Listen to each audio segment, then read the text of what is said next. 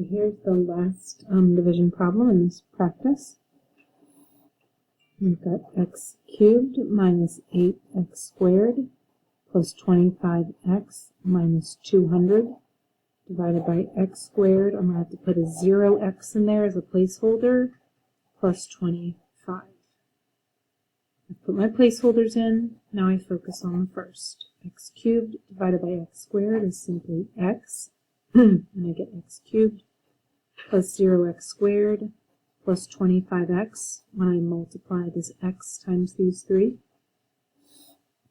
Going to subtract, so I change my signs to the opposite.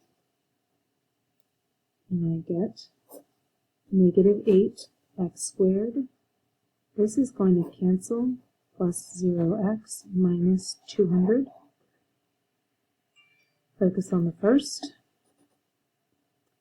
Negative 8x squared divided by x squared is minus 8.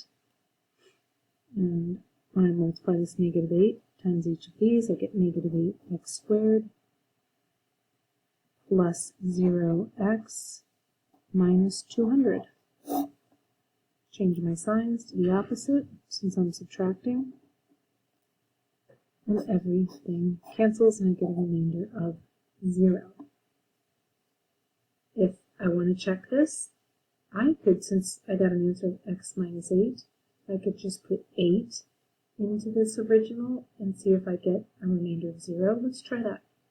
Let x equal 8 in the original. That'll be 8 cubed minus 8 times 8 squared plus 25 times 8 minus 200. Let's see what we get in the calculator when we do that.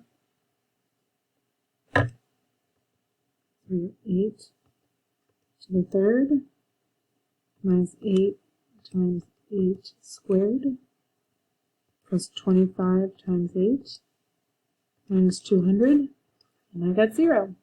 So x minus 8 is definitely a factor that gives us 0, so I'm thinking that my work is correct.